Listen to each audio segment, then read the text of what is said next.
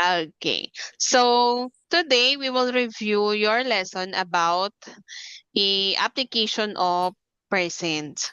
So last time we discussed about percent, rate, and base. Do you remember what is Yes. percent, base, and rate? Okay. Percent is a portion of the amount, right? Rate is the percent rate. For example, 10%, 20%, 30%, all right? And the base is the original amount.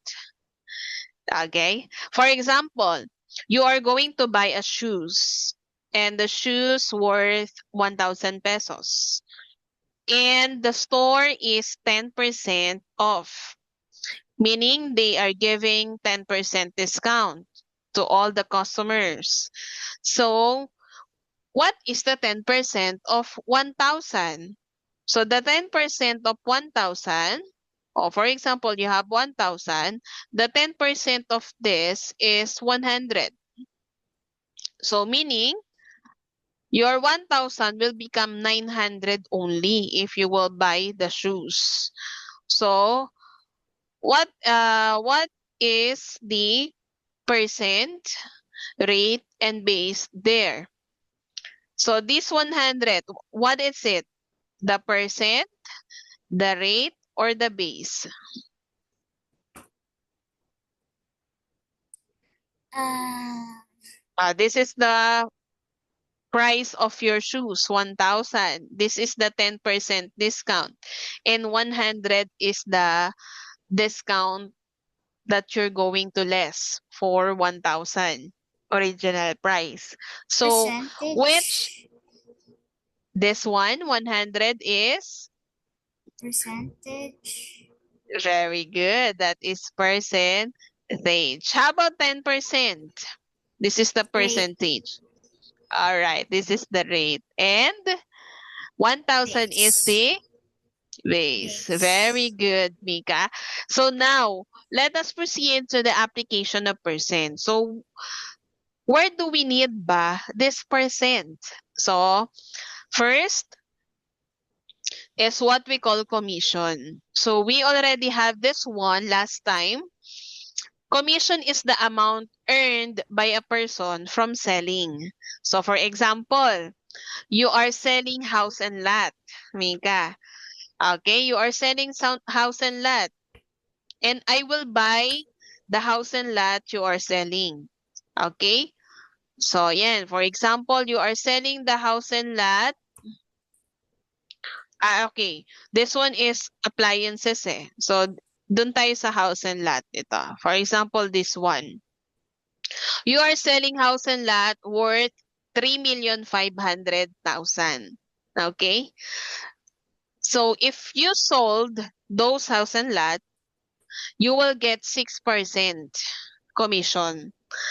Meaning 6% of 3.5 million or the 3,500,000.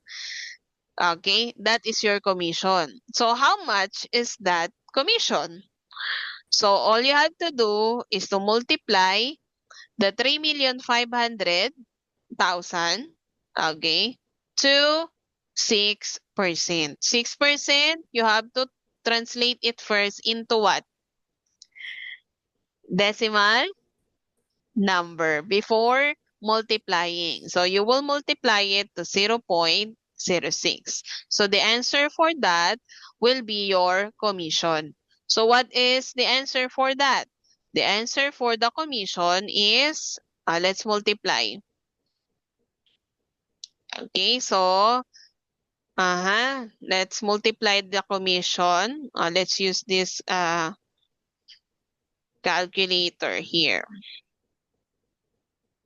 Wait lang.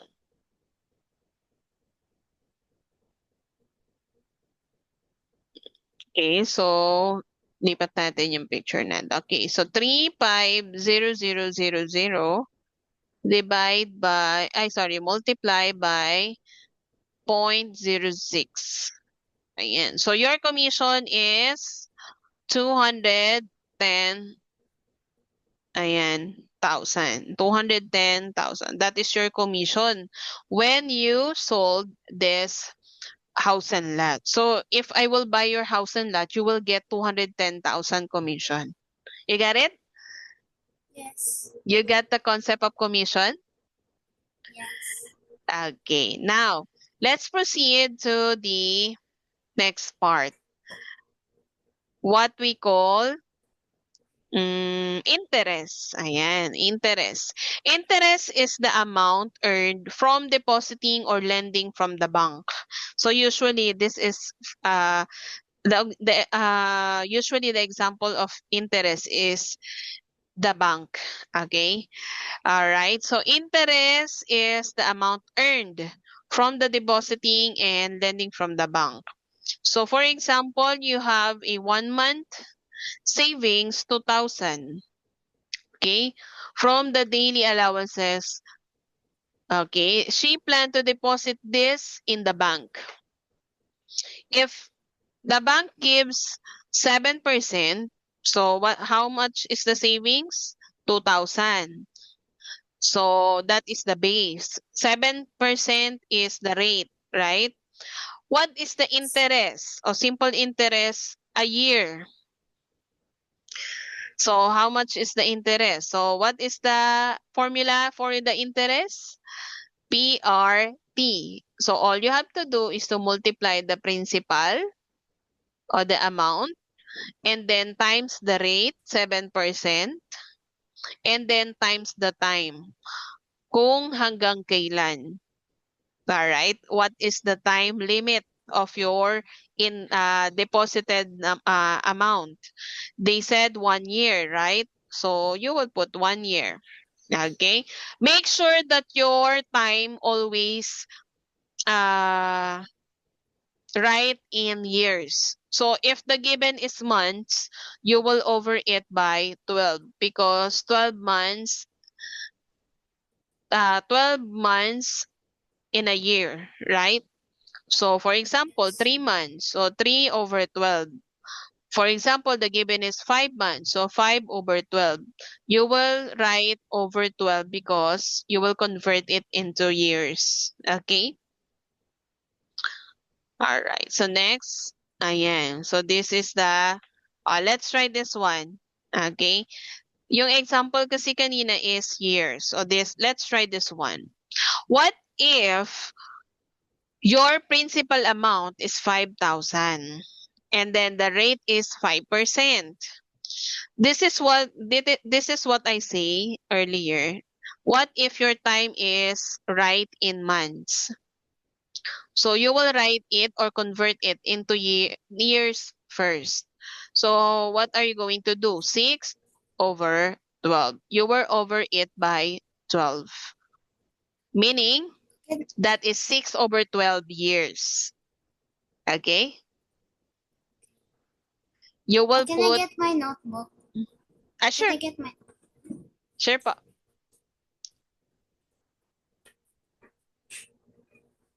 Okay. All right. So our principal amount is 5,000, rate is 5%, and the time is 6 months. So the first thing, all you have to do is to convert first this 6 months into a year. Okay, and to do that, you have to write over 12 as the denominator. Okay, because we have 12 months in a year. Okay, so meaning per year we have 12 months. So to make it a year, you will write 12 as a denominator. Okay? So now, what are you going to do to get the interest? So you will use the formula I is equal to PRT. Oh, what is that? PRT Principal, means principal rate and time. very good. Principal rate and time. So you will multiply the principal, which is 5,000. Okay, 5,000.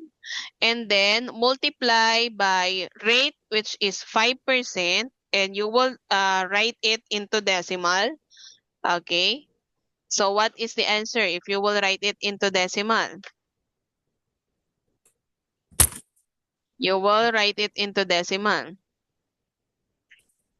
5% will become 0.05, right? Can you follow? Yes. Okay, Right. 5% will become 0.05. Next, multiply by time. What is our time again? 6/12.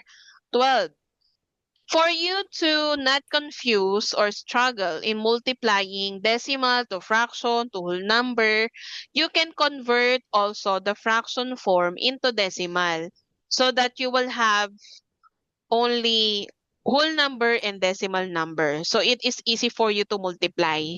Okay? How will you convert this 6/12 into decimal? Just divide it. 6 divided by 12, like that.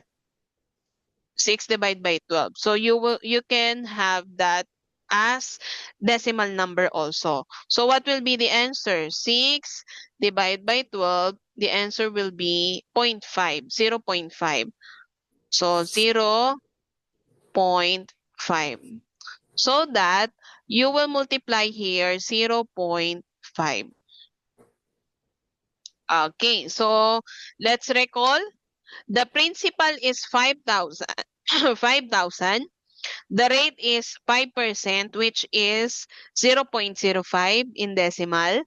And the time is 6/12, which is 0.5 in decimal.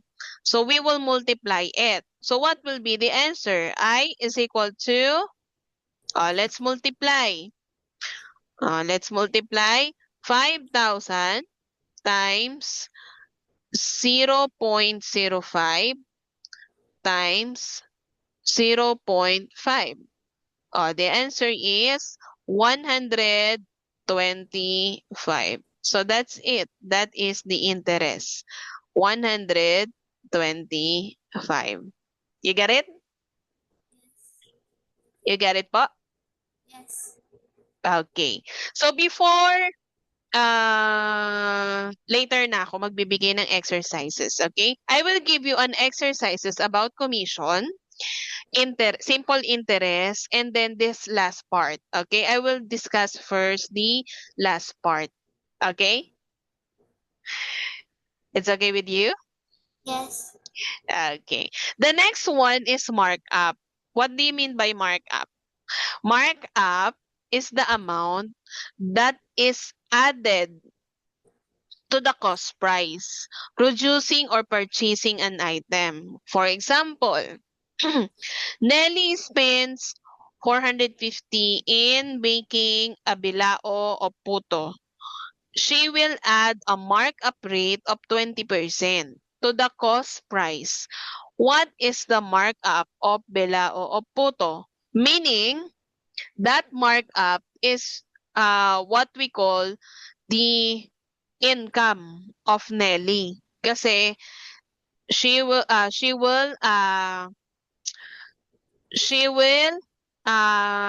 producing a product, and she will sell this one, okay, so that she needs 20% markup rate to the cost price of that puto. So let's see. Okay, that 450 cost of bilao o puto. Ayan, 450. Okay, 450. Eto, this one. 450 in making bilao o puto, and the markup rate is 20%. What is the selling price of the bilao? So meaning, she will not sell the bilao o puto in 450 because that is the amount that she spent, right? So, what is the 20% of 450? So, first, to get the markup price, you need to get first the 20% of 450. And then after that, you will add it to the original cost. So this is the formula, um, Mika. So markup is equal to original cost multiply the rate. So kagaya nung example natin, 450 multiply by 20%. 20% is 0.20, right? Always remember to convert first into decimal bago mag-multiply. Okay? All right. Next. After that, what will be the selling price? The question is selling price, meaning you will add na the original cost to the markup price. So, what is the markup price? 450 times 0.20 lang. So, let's multiply 450 multiply by 0.20. So, the markup price is 90. 90 pesos. 90 pesos. If the original price is 450 and you will add 90, what will be the selling price? Let's add 450 plus 90 is 540. Meaning, the cost or the selling price of bilao o puto is 540. So, how much is her income, Mika, in one bilao o puto? So equals 100. Again, 540. 540 is the selling price. And she spent only 450. So, what do you think? How much is her income in one bilao?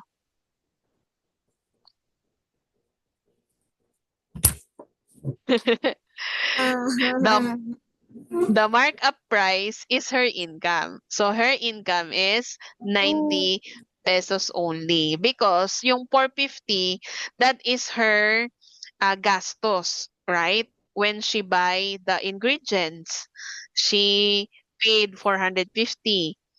The markup price is her income. Okay? So, meaning, she add 90 pesos each bilao because that is already her income, each bilao. Okay? Okay, another example.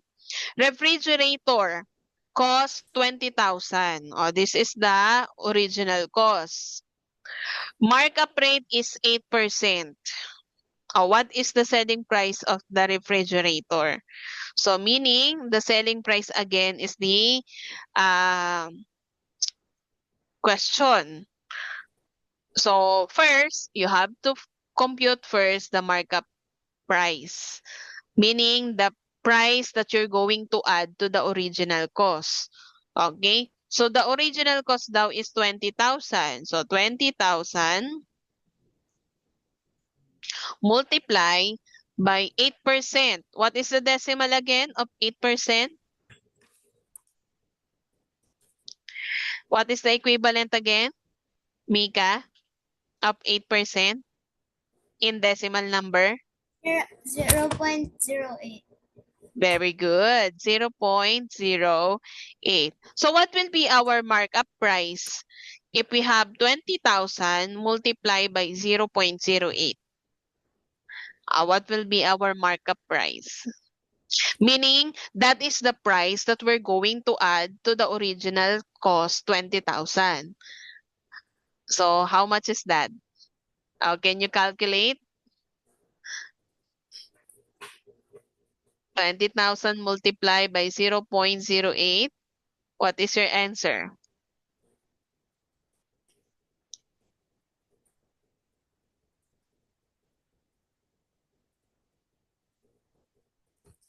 Your answer is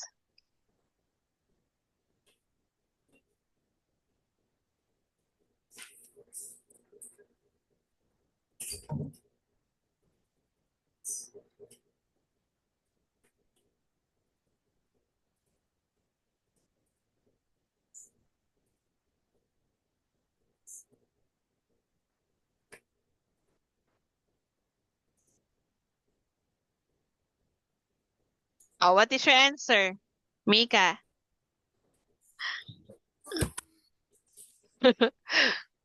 Are you computing? Else. Ah, what is your answer? When you multiply 20,000 to 0.08, what is your answer? 1,600. Do you have the same answer with me? Okay, so that is the markup price, the 1,600. If the markup price is 1,600, what would be the selling price of the refrigerator? What will be the selling price of the refrigerator?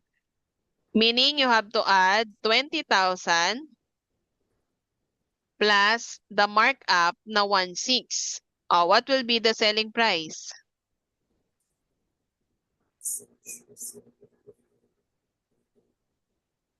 The selling price is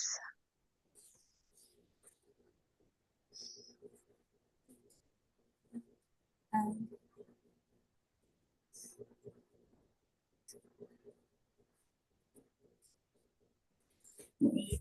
what is your answer?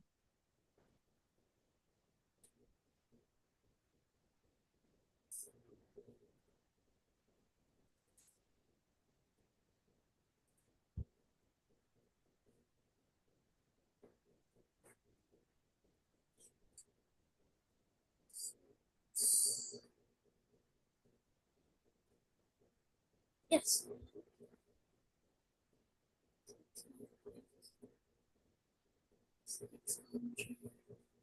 If you will add the 20,000 to the Okay, I'm markup right. price, I am you're right. right. What is your answer?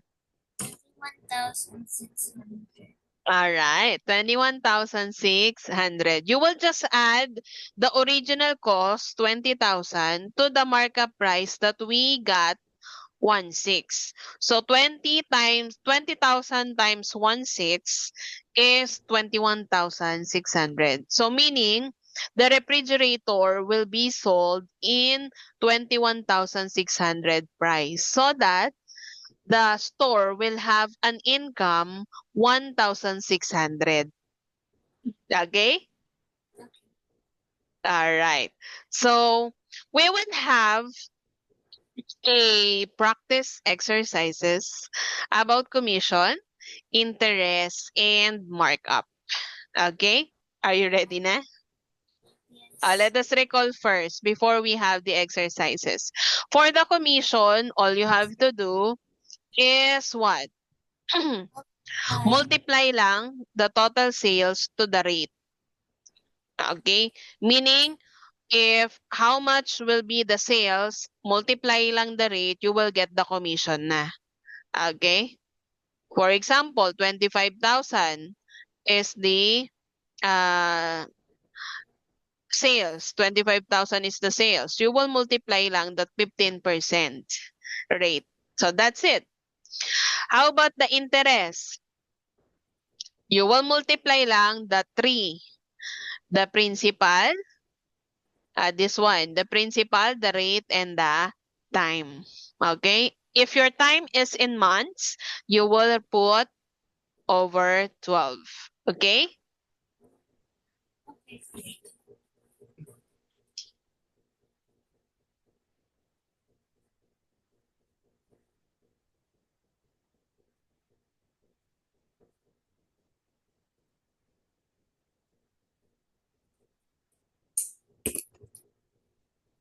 Okay, next. So that's it. That is for the simple interest. You will multiply lang the principal, rate, and time. And then for the markup, okay, so commission, multiply the sales and rate. Interest, you will multiply the 3, principal, rate, and time. Okay.